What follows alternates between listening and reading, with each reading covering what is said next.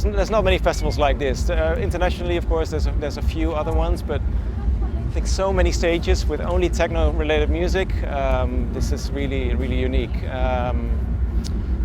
It's been growing really nicely as well. It started out very techno, very purist techno, but now like there's a lot of softer music as well, like something like deep house, or it also has a place here.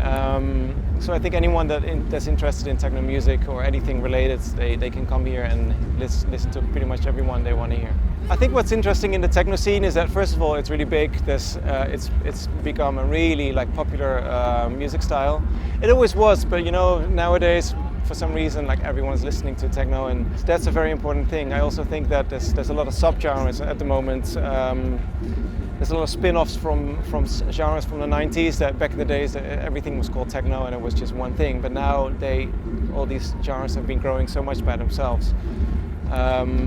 So that's kind of the thing. There's still the hardcore techno from the 90s, but it's really like evolved into many different things. I think back in the days techno was actually born out of cheap equipment. You know, in the 80s basically.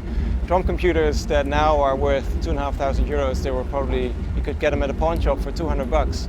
I think this is mostly in America, but it also happened in Europe, and it's because it was made with music instruments that no one likes. They were like drum computers that didn't sound good for a lot of music, but for techno they were perfect.